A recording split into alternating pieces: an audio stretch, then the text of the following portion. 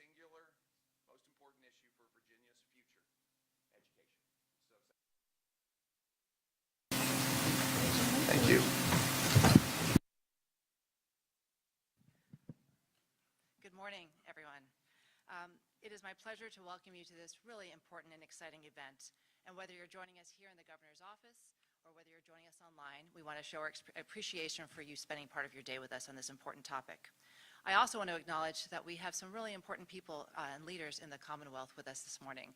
Most of all, Governor Wilder, it is so wonderful to have you here, and thank you so very, very much.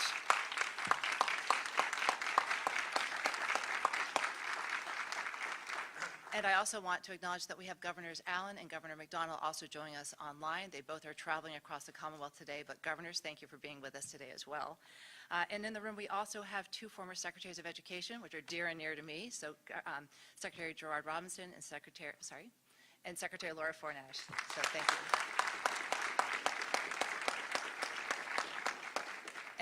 And we also have members of our delegates. Delegate Tata, I want to say thank you also for coming. This work isn't possible. And while we're talking about VIPs, it is so important that we also acknowledge the incredible and heroic work of our teachers and our principals that they are doing every single day to serve our students, and especially over the last 2 years when people are just tired and we continue to throw curveballs and they do the work every day. And there is no one that is more emblematic of that heroic effort than Principal Dabney, who's with us again today. Many of you that followed our signing at the literacy event know that Principal Dabney has just been an inspiration to this administration. We have listened to your guidance, we have watched what you do, and you inspire us every day. And thank you for being here today for this important announcement. Thank you. So within an hour of being sworn into office in January, Governor Youngkin reinforced that education was going to be a top priority for him and for this administration. When he signed executive order on day one, he signaled that he would do everything possible in his power to restore excellence to education throughout the Commonwealth. That first executive order instructs the Superintendent of Public Instruction to report the specific steps to raise standards, close the achievement gaps in K-12 education, and ensure that every single student in the Commonwealth graduates from high school ready for college and for career. Today, we present our vision for excellence in education to the people of Virginia. But before any strategy can be developed effectively or implemented well, it's important to have an accurate and detailed picture, not only of the end, but also the starting point. So the ending. This administration's goal is crystal clear, unwavering, and urgent. We must ensure that every student in the Commonwealth has the skills and knowledge to be successful in our economy, our democracy, and in our communities. And to quote the great philosopher Wayne Gretzky on his record-holding scoring results over his career, skate to where the puck is going, not where it's been. We know where the puck is going. We know the demands for skills, for knowledge, for content knowledge is only going to increase. The race for talent is on. What has not been entirely clear is a shared understanding of our current state of education throughout the Commonwealth. This is why today we will present an intensive deep dive into the data that makes the irrefutable case that this state has not been serving all students well. No one argues that Virginia's schools have long been regarded as among the best in the country and possibly the world. Companies from around the country and the world choose to locate and grow here in Virginia because of our extraordinary talent pool. But leadership requires truth-telling in addition to vision setting. Our stellar reputation is at risk if we do not come to terms with our current realities and commit to action today. So today, Superintendent Baylor will provide a sobering picture of the state of our education, and it makes a handful of conclusions very, very clear. State policy choices and priorities over the last decade have resulted in lower student achievement in reading and math, wider achievement gaps for our Black, Hispanic, and low-income students, reduced transparency around outcomes and our startling downward trend lines, and eroding parent confidence in the Commonwealth's public schools. All of these results are troubling, but I am most concerned about the lack of commitment to public transparency and to providing a clear, understandable picture of student achievement. Virginians deserve to have quality information about how our students are doing and how well our schools are serving every single learner. If we want improved results, then access to quality, reliable, consistent information isn't a nice to have, it's a must have. Instead, leaders changed definitions, they lowered expectations, and they reduced the importance of proficiency in determining school quality and accreditation. And they often did this in the name of equity. President Bush used to refer to this as the soft bigotry of low expectations. I call it plain wrong. We cannot afford to lose another generation of children because of our inability to hold ourselves, our schools, and our students to high expectations. And so next, Dr. Rosa Atkins, a lifelong educator and fortunately at the director of the Governor's Office of Diversity, Opportunity, and Inclusion and a former superintendent of Charlottesville Schools, will reinforce the importance of this data as a wake-up call to ensure access to opportunity and excellence is the standard for all of our students across the entire Commonwealth. And finally, Governor Youngkin will share today his commitments to the Commonwealth, not only to close and address the learning loss crisis, which was exacerbated by far too long closed schools, but also to restore excellence across all of those schools. We will be unwavering to our mission to establish high expectations for students, for schools, and for ourselves, so that every student graduates ready for success in career and in college. Our use of longitudinal data will ensure that we know where every child is in their learning journey, and when they fall off track, we will be there with an action plan to get them back on quickly. We will empower teachers and parents to support these students, and we will make Virginia the most transparent and accountable state in the nation and the best place in the world to be educated. We also offer an invitation today. This work cannot be done solely by policy in Richmond. The most important decisions are not made in state capitals. They are made around kitchen tables. They're made in classrooms, and they're made in communities across this Commonwealth. We invite all of you. We invite all of you to join us as parents, as teachers, as legislators, as school board members, as employers, to join us in this effort to ensure every student has access to a quality education and is prepared for success in life. I now invite Superintendent Balow to present her report to the people of Virginia and to the Governor.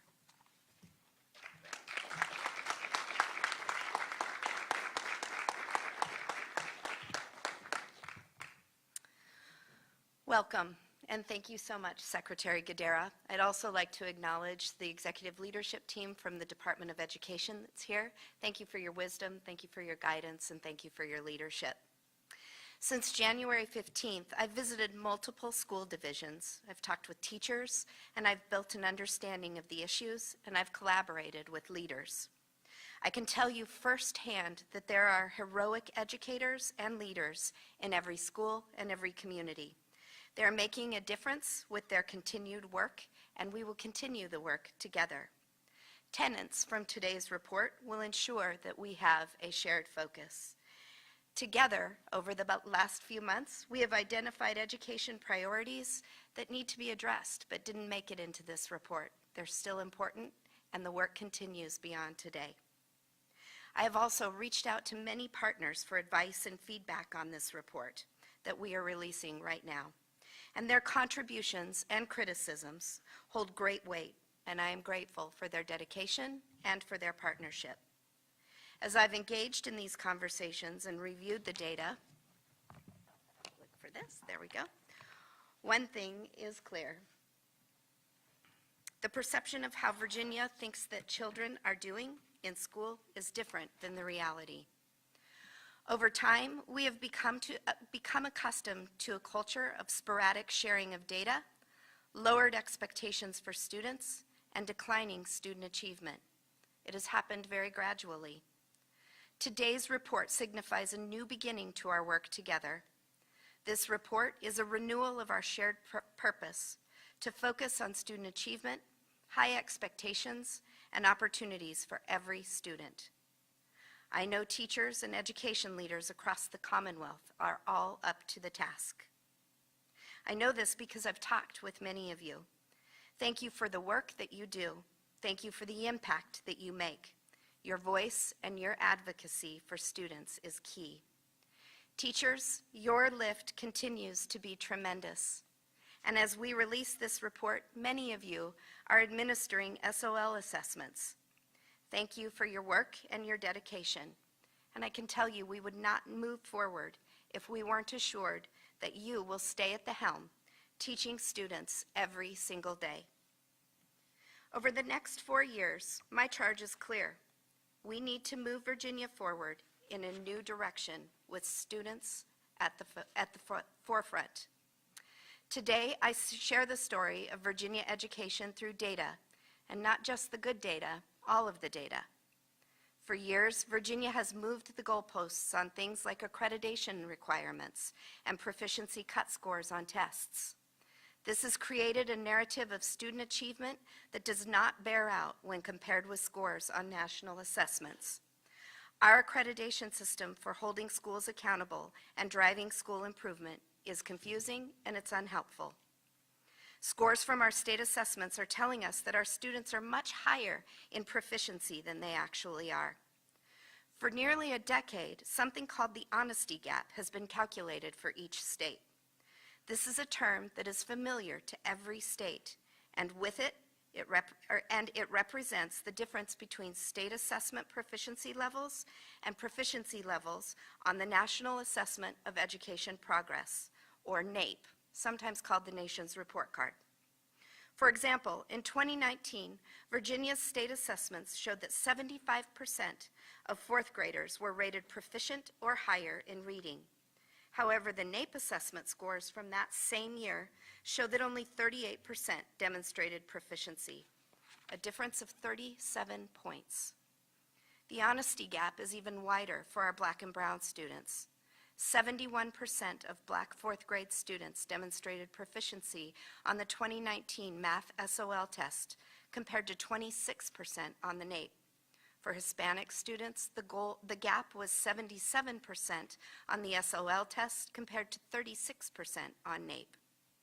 Moreover, our NAEP reading scores themselves have declined to a statistically significant degree, reversing years of steady progress and improvements in achievement since the launch of Virginia's SOL reform in the mid-1990s. These troubling trends continue into high school. Student performance on advanced placement, or AP exams, in Virginia has declined over the past 7 years. In 2015, Virginia was third in the nation in the percentage of high school graduates qualifying for college credit on at least one AP test. Since then, the Commonwealth has dropped to 9th. Historically, the overall performance of Virginia's students on the SAT has compared favorably with nationwide averages in other states. However, the relatively high overall achievement of Virginia students on the SAT masks wide gaps in performance and college readiness when the data is disaggregated by race and ethnicity. In 2019, while the majority of white and Asian test takers met all benchmarks, only 22% and 44% of Hispanic, 22% of Black and 44% of Hispanic test takers met them. We must do better to make sure that all of our students are ready for the next steps after graduation. The shift to online remote learning since 2020 has only served to increase the urgency behind today's call to action. Each day we learn more and more about the extent of the harm done to all students as a result of online remote learning. We have already seen steep declines across the board in student proficiency, and it is unfortunately also not a surprise that we are seeing evidence of widened achievement gaps for those students prohibited from in-person learning for the longest amount of time.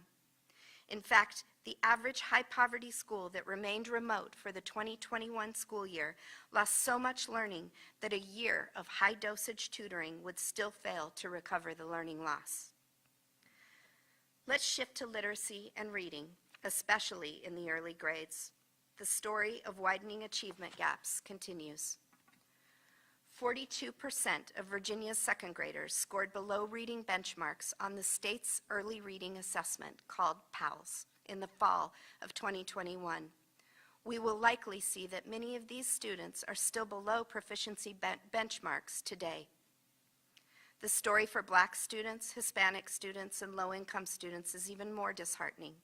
Same year, same test, 56% of Black students, 57% of Hispanic students, and 57% of low-income students were below the benchmark in second grade reading. And the last 2 years hasn't just harmed student learning. Parents are losing faith in us to help them make sure that their children are set up to be successful, happy, and accomplished.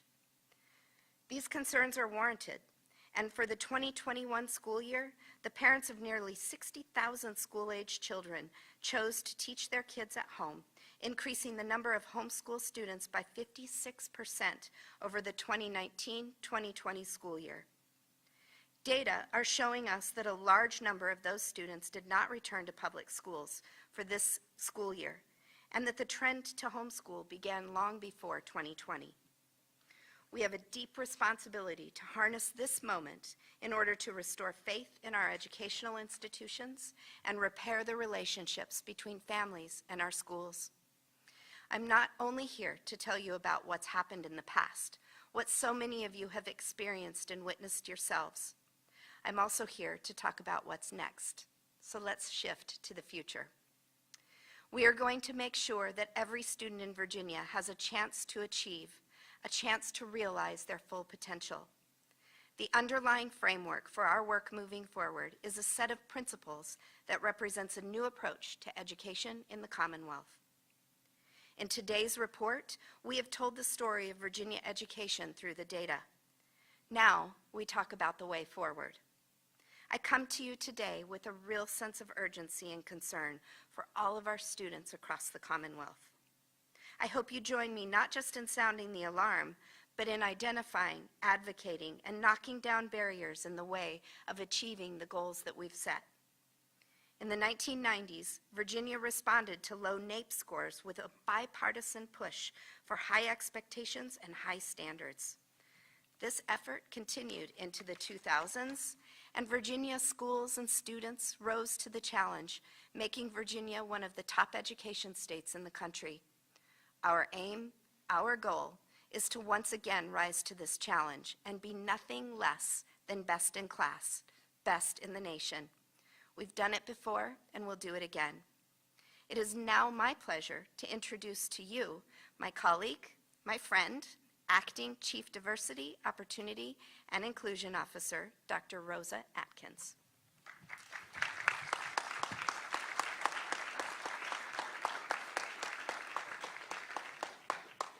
Thank you, Superintendent Balo. Thank you, Secretary Gadara, and thank you to each one of you for making education a priority.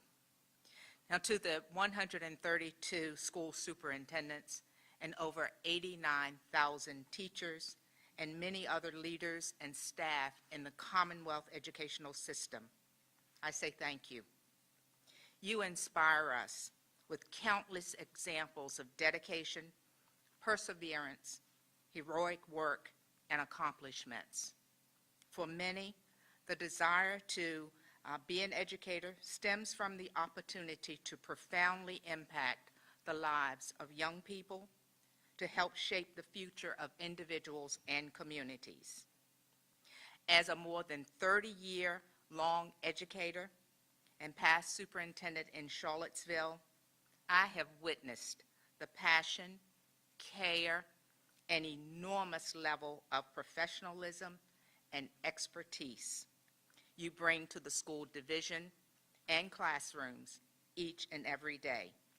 Student success is your mission, and we honor you for that mission. It is never easy to give so much to a profession and then hear that the goal for which we all aim has actually moved farther away. I know firsthand the impact a report like this can have on individuals, families, and communities.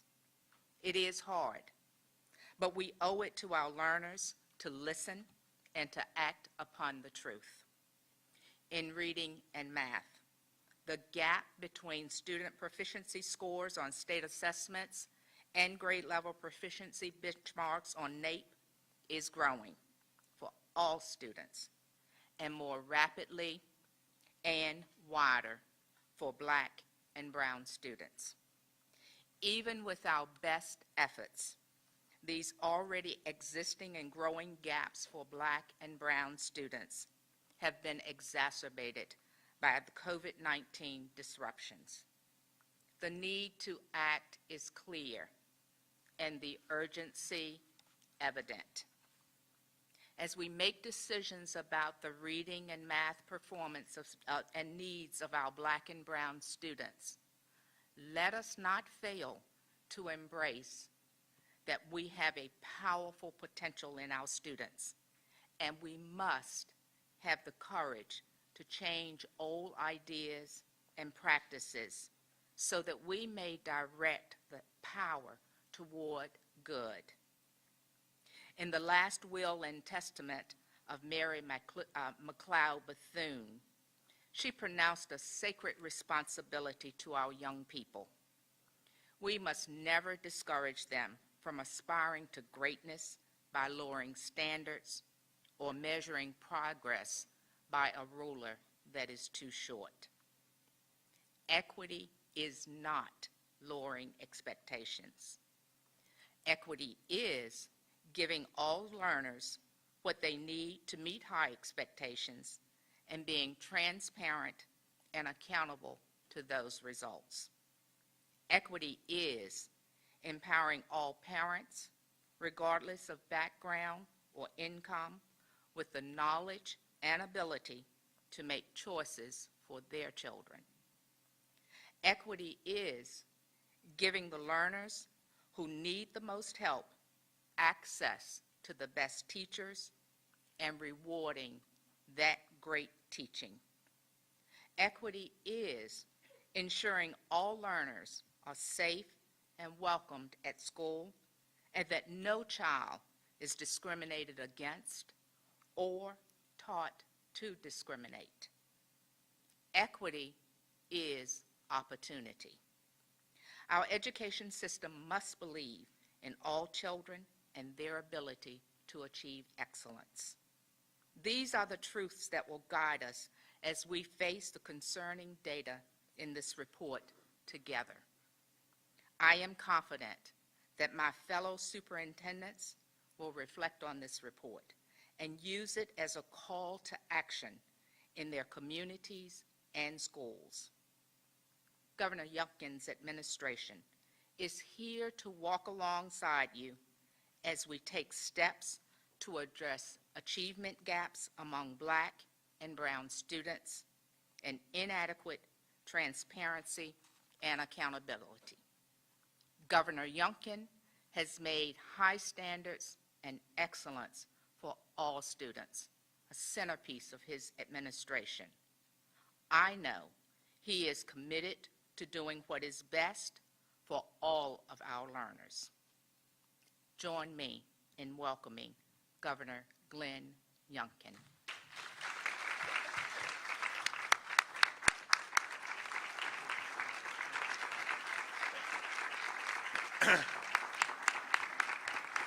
Thank you all very much.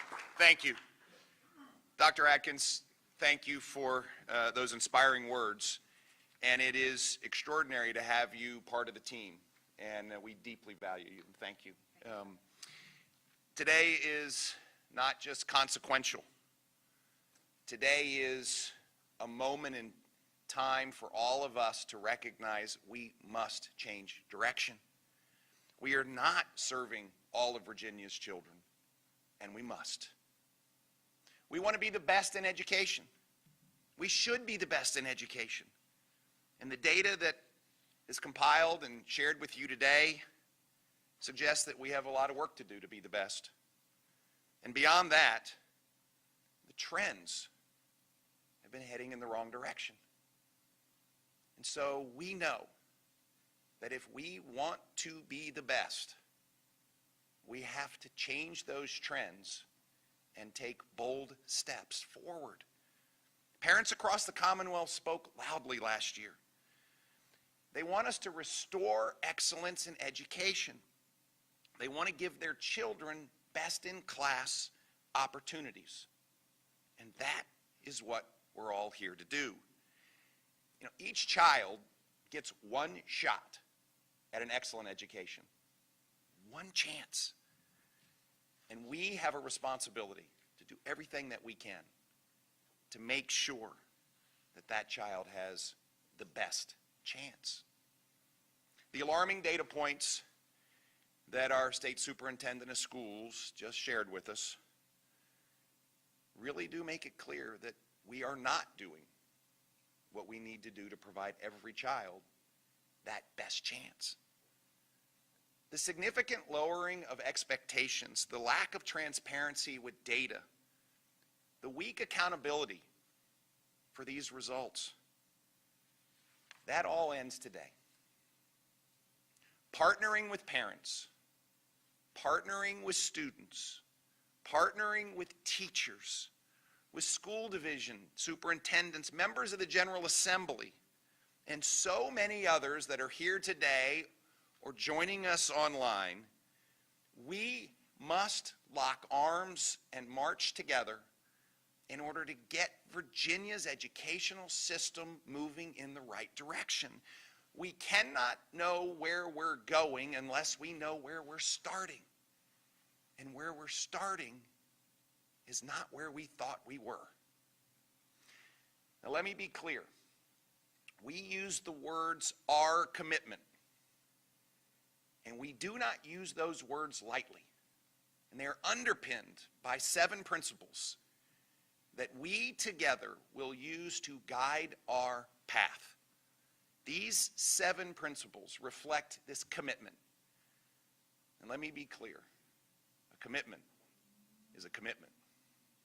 First, we will establish and maintain high expectations for students, for schools, and for ourselves. We will hold ourselves accountable as well.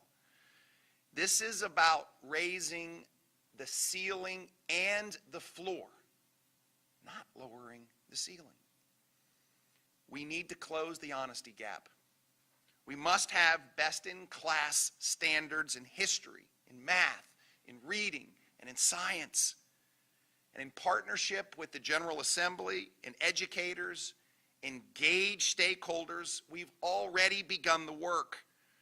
We've begun the work to ensure that Virginia's children can meet high expectations in reading standards particularly. By prioritizing the science of reading, I was incredibly honored and proud to sign the Virginia Literacy Act a few weeks ago, which requires the alignment of our reading education with the science of reading in all instructional materials, all of them, across the entire Commonwealth. A common programming that creates new individualized reading plans implemented in partnership with parents for those students not on track to be on grade level reading by the 3rd grade. How about this? It provides reading coaches and specialists to support our teachers and tools for parents to be engaged in this journey from home. This landmark legislation specifically focuses on those grade school students who are not reading at national proficiency benchmarks so that they, in fact, can catch up and, oh, by the way, fulfill the dreams that they have, even in 3rd grade. Our second priority is that parents and teachers will be empowered. Empowerment is so critical to our education excellence in Virginia, and we will continue to be a guiding light for the nation on this topic. Research shows something we already know. The 2 most important people in a child's educational journey are their parents and their teacher. You know, I'll say more about this in a minute, but that is why I am so impatient on getting a budget out of our Senate that will, in fact, raise teacher salaries, provide bonuses for those most important people in our children's education. Parents and teachers must know where a student is in order to assess how to help them continue to excel or get back on track. And so we will institute personalized learning plans for every struggling student not on grade level in any subject, implementing a partnership between parents and teachers. Under the leadership of Superintendent Balo and the Virginia Department of Education, we will work to provide a personalized learning plan template, resources to equip parents, and support for teachers to implement in their classroom across the Commonwealth. Recently, in addition to this work, I had the chance to visit Rivers Bend Children's Center with the First Lady. And we saw how early childhood education, this public-private choice system that we are building, has the potential to be the model for the nation. Rivers Bend Children's Center is a private preschool serving children supported by publicly funded child care subsidy program that parents can use to choose what's best for their child. The best practices in early childhood education: access, choice, data-driven innovation, transparency, and accountability. These best practices can and will be replicated across the Commonwealth to provide our earliest learners a chance to catch up, to get ahead. Oh, by the way, ready for kindergarten, ready for life. Our third principle is that we will demand a zero-tolerance policy for discrimination in education and beyond. Every single student deserves an education that does not teach or practice discrimination. We shouldn't be teaching our children to be judgmental. We need to be teaching Virginia students how to think, not what to think. We won't tolerate violations of Title IV and Title VI of the Civil Rights Act, including policies and programs and training and curriculum that advances discrimination. And we will update our history content standards to be best in class. Let me be clear. We will teach all of our history, the good and the bad. We will also teach our children their rights and responsibilities as citizens under our foundational documents, our Constitution, our Bill of Rights, our Declaration of Independence, the Constitution of Virginia. Fourth, we'll foster innovation. We'll foster innovation in all education environments and build on the example of excellence that currently exists in many places across the Commonwealth. I'm constantly reminded that rather than invent it from scratch, let's replicate what's working. And there are so many places that it's working across the Commonwealth. We all know that the one-size-fits-all model doesn't work. We also must continue to support innovation across the Commonwealth, including lab schools, governor schools, magnet schools, charter schools. A few weeks ago, we had the great privilege of visiting a school right here in Greater Richmond called Code RVA. It's a regional high school focused on computer science. It's a magnet school. It enrolls students from 15 school divisions. Code RVA is an excellent example of how innovation and partnership can benefit our students and improve their opportunities. They serve an extraordinary diverse student body. It reflects each of the participating school district students. They serve 2 times the number of students with disabilities than the average school in the Commonwealth. They have personalized learning models. All juniors and seniors participate in relevant internships with businesses and community partners.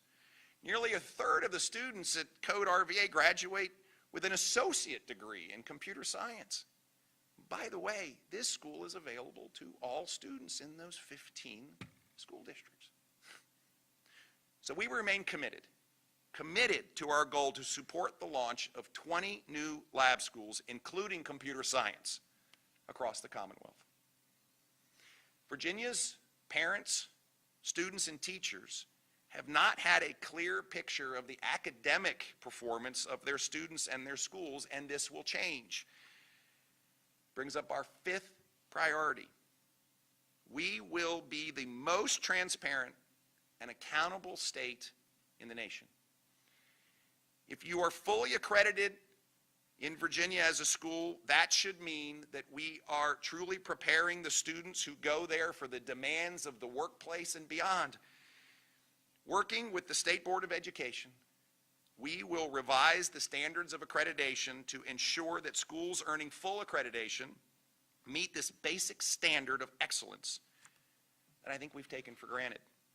And we will provide parents and teachers with a clear picture of learning proficiency, growth, and gaps for every student in the Commonwealth. Now, I hope you heard that. Every student in the Commonwealth. We will provide to their parents, to their teachers, a clear picture of learning proficiency, growth, and gaps. Our sixth priority, our sixth principle, is that we will ensure students have post-secondary readiness. Every high school graduate in Virginia should be either career ready, college ready, or both. Schools need to provide multiple pathways to post-secondary readiness and success through apprenticeships, internships, workforce training opportunities, partnerships with our community colleges. We can prepare our young people to enter high-wage, high-demand jobs right out of high school, if they so choose. Recently, the First Lady and I had the immense privilege of hosting the Virginia Council on Women's STEAM-H Essay Award ceremony at the Governor's Mansion. We heard from 10 phenomenal young women, the leaders in STEM, receiving scholarships to pursue dreams. Their stories, their aspirations were truly humbling and inspiring. You know, STEM and computer science is such a foundational element to the next generation of jobs. We need to make sure that we're preparing our students in high school to be ready. Finally, we must protect freedom of speech and freedom of inquiry. It's foundational to our nation. It's foundational to our Commonwealth, and it's foundational to the places of learning. We must tackle complex, complicated, and uncomfortable topics that are age-appropriate in ways that support critical thinking and vigorous classroom discussions, again, that are age-appropriate. To support our teaching and school leaders in this endeavor, we will provide training on facilitating these tough discussions and these uncomfortable topics with civility, with grace, and without judgment. I'd be remiss if I didn't mention that the General Assembly can help us on all of these priorities. First and foremost, they can complete the budget and send it to me. And let me be clear, we will give teachers meaningful raises that they need in order to be appropriately compensated for the extraordinary work that they do. We will invest in a new way in cooperation with localities in building schools and addressing the facility gap that we know exists all across the Commonwealth. We can fund lab school initiatives and innovation all across the Commonwealth. And the step between here and there being a record education budget never seen in the history of the Commonwealth, is the walking distance between the Capitol and this building. We need to get this done now. The commitment that we're making today, our commitment to Virginians, is highly ambitious. You hear words like best in the nation. We don't use those words lightly. That's what Virginia's kids deserve. They deserve excellence. They deserve our commitment. And they deserve an opportunity to go fulfill the dreams that they have had and will see through. We can't do any of this without parents and teachers at the front of the line. And I hope it's clear. We support both. The cooperation between parents and teachers and a student is paramount. And I know that Secretary Guidera, State Superintendent Balo talk about this every day. And so thank you for both of your leadership. It's amazing. We will see historic investments in education. We will see transparency in how we're doing. We will see a relentless pursuit of excellence. And together, we will see Virginia's education system reestablished as the best in the nation because our kids deserve it. Thank you so much for being here today, and we look forward to this journey together.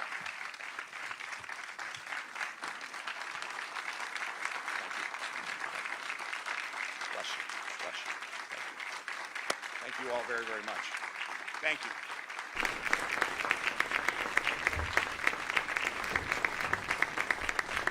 So friends, if you haven't gotten to know me well enough, it's time to go to work. We have a lot to do, and so let's get to it. Thank you all very, very much. Thank you.